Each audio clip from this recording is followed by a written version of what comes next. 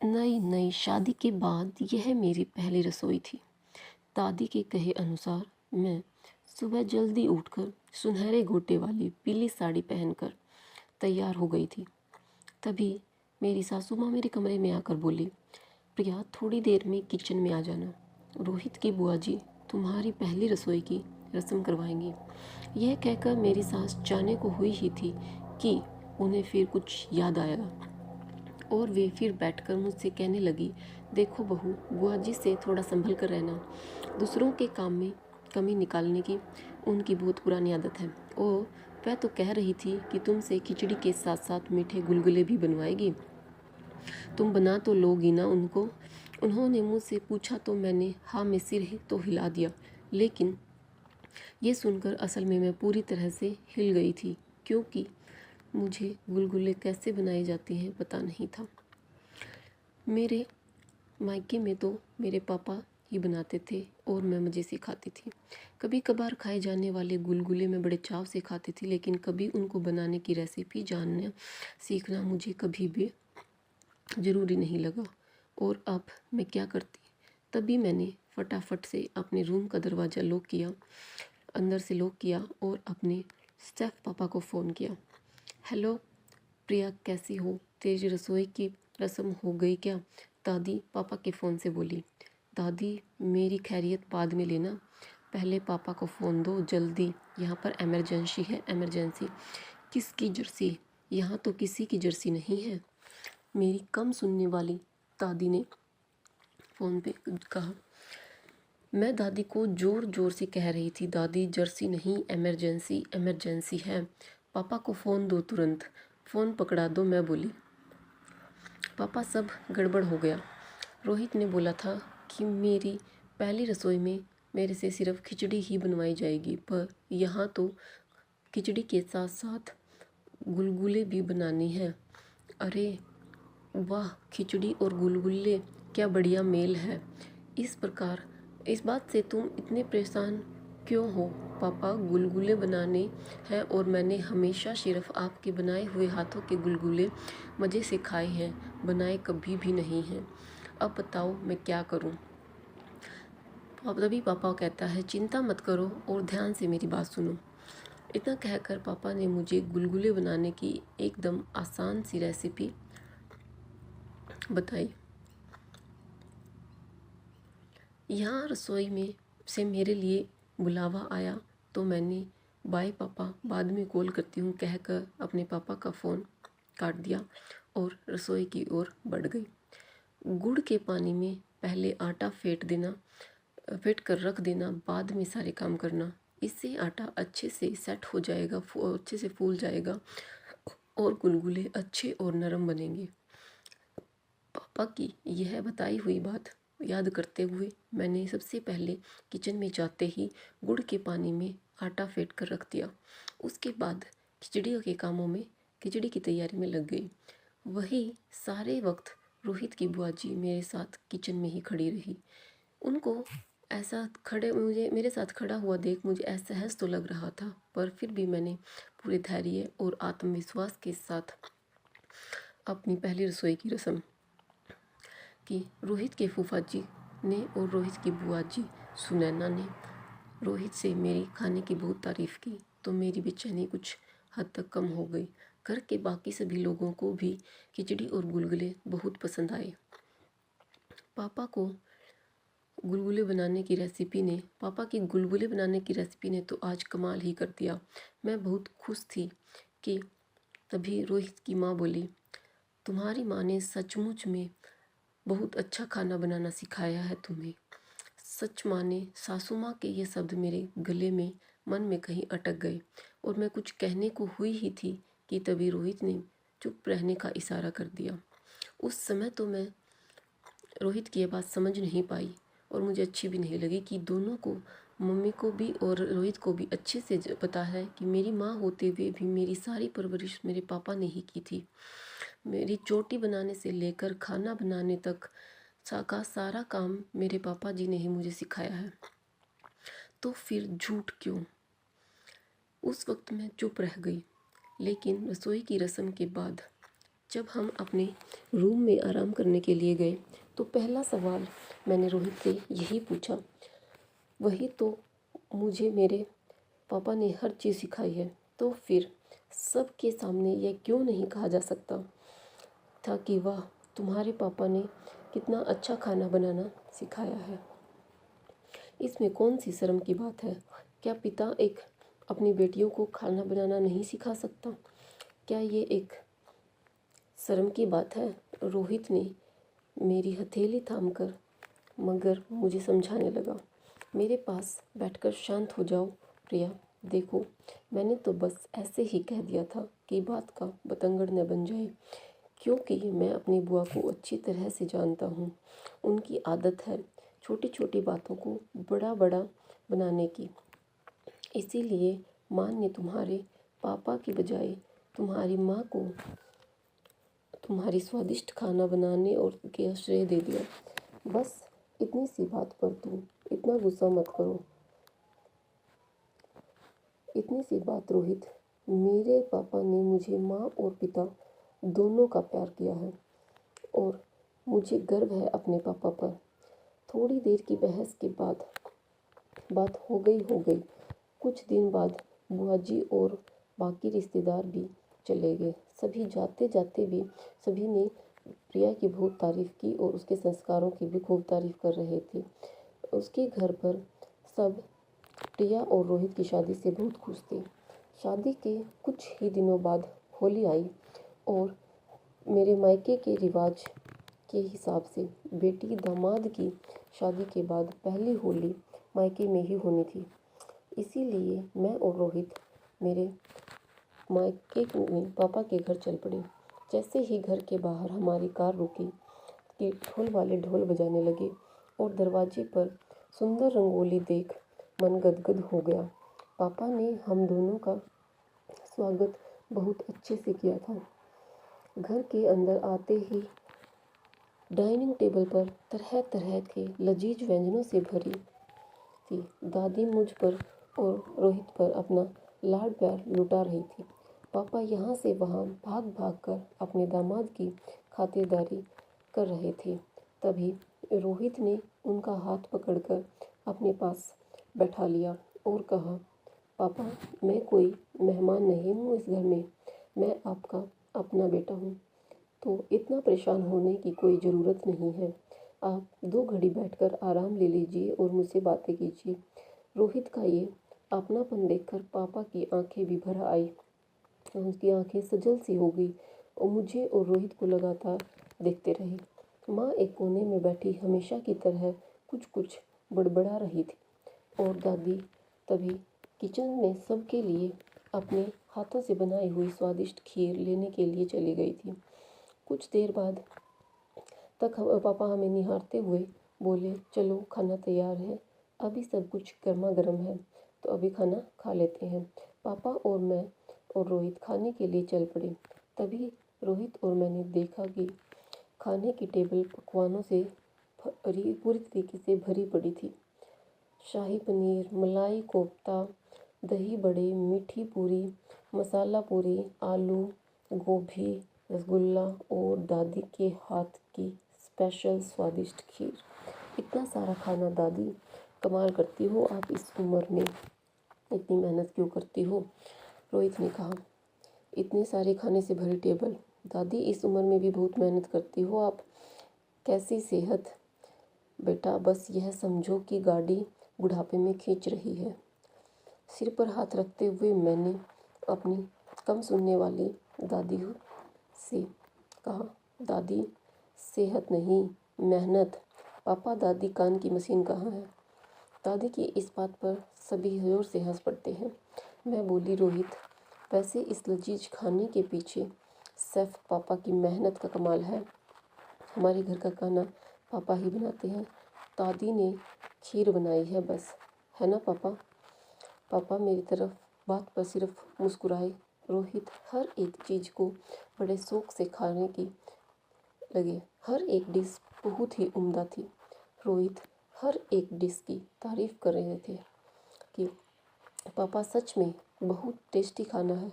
पता है पापा, मेरे घर पर भी प्रिया के हाथों के बने खाने की बहुत तारीफ होती है। वे कहते हैं कि प्रिया की माँ ने तो बहुत अच्छा खाना बनाना सिखाया है इसको। रोहित की बात सुनते ही सब चुप हो जाते हैं, शांत हो जाते हैं। उनकी बात सुनकर मुझे गुस्सा आया तो पापा बात संभालते हुए पहले किचन प्रिया की माँ ही संभालती थी। मैंने भी तो ऐसा खाना बनाना उनसे ही सीखा है और फिर वही कला प्रिया में भी आ गई। कहते हैं कि माँ की कला लड़कियों में आ ही जाती है। पापा की ये बातें सुनकर मेरी और दादी की आंखें भर आई थी। वह कब से दोहरा जीवन जी रहे थे, पत्नी के सुख से वंचित, फिर दादी माँ और मेरी सारी जिम्मेदारियाँ भी कितनी बखूबी से सहजता से निभा रहे थे। मैं पापा की और एकटक देखती रह गई। तभी दादी बोली, बेटा अब रोहित को थोड़ा आराम करने के लिए कमरे में ले जाओ। इतनी दूर से गाड़ी चला कर आया है, थक गया होगा। तभी सभी के कहने पर हम खाने के बाद आराम करने रूम में चले गए, क्योंकि हम लंबा सफ़र तय करके भोपाल से सागर आए थे। कमरे में जाकर रोहित शांत लेट गया। मैं भी गुस्से में कोई मैगजीन उठाकर पढ़ने लगी। तभी थोड़ी देर बाद रोहित मुझसे बोला, नाराज़ हो? उनके सवाल का मैंने कोई उत्तर नहीं दिया तो वह फिर मुझे अपनी ओर खींचते हुए, हो गई यार गलती। सबकी माँ अपनी बेटियों को खाना बनाना वगैरह वगैरह काम सिखाती हैं। बस ऐसे ही मुंह से निकल गया। सच्ची मैंने जानबूझकर यह सब नहीं कहा था। उसकी बात पर उदास मन से मैं बोली, पता है रोहित, मैं सिर्फ आपकी बात से नाराज़ नहीं हूँ, मैं पापा की किस्मत से नाराज़ हूँ। बचपन से ही उन्हें ऐसा ही देखती रही हूँ। बचपन से? रोहित ने कहा, मतलब तुम्हारी माँ शुरू से ही ऐसी है? नहीं माँ, शुरू से तो ऐसी नहीं थी। यह सब तो एक बहुत बुरे हादसे के बाद से हुआ है, जब मैं महज 2 साल की थी। मुझे तो कुछ भी याद नहीं है, पर दादी बताती है कि वह बहुत बुरा दिन था हमारी लाइफ का। उस दिन माँ मुझे दादी के पास छोड़कर मेरे 5 साल के भाई को लेकर ड्राइवर के साथ कार में डॉक्टर को दिखाने जा रही थी। तभी उनकी कार का एक्सीडेंट हो गया।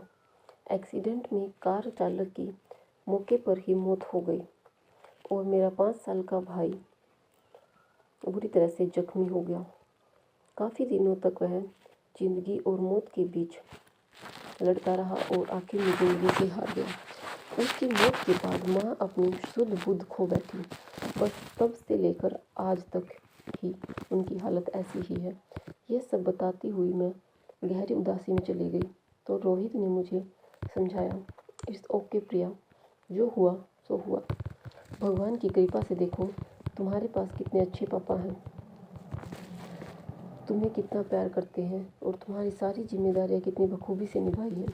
रोहित, मैं पापा को लेकर ही तो परेशान हूँ। दादी से कुछ होता नहीं है अब, और मैं भी अब दूर चली गई हूँ, तो इस समय पापा बिल्कुल अकेले से हो गए हैं। सोच रही हूँ कि क्यों ना हम पापा की दूसरी शादी करा दें।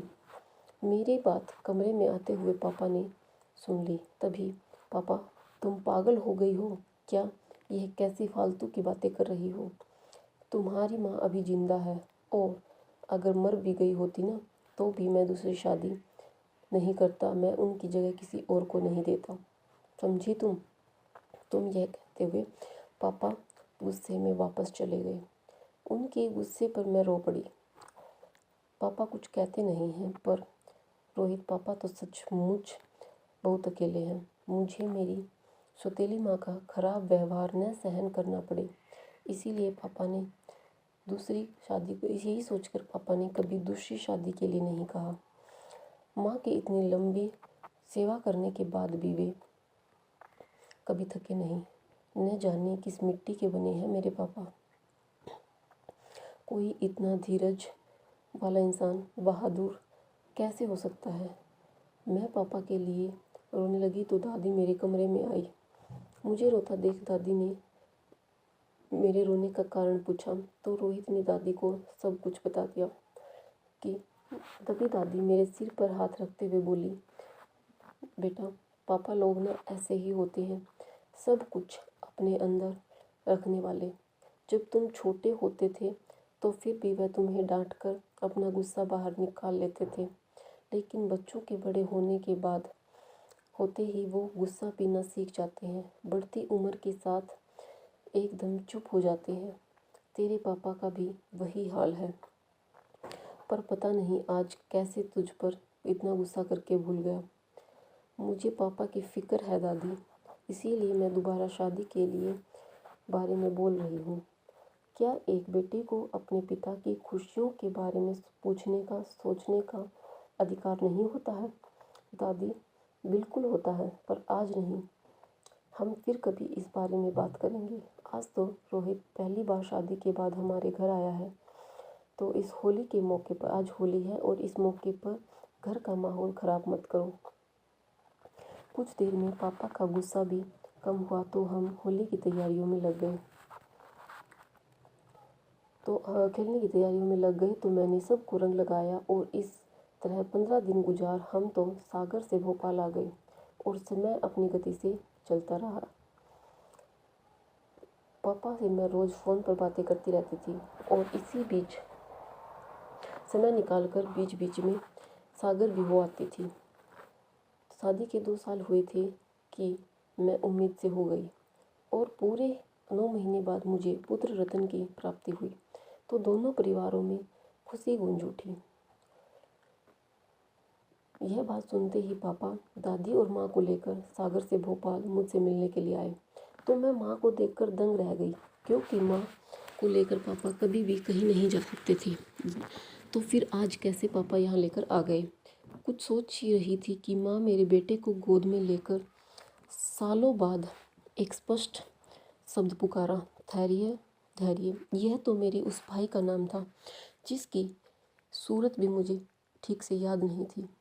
मैं एक बार देख रही थी कि एक नन्ही सी जान ने वह सब कुछ कर दिखाया था जो बड़े बड़े डॉक्टर भी नहीं कर पाए थे।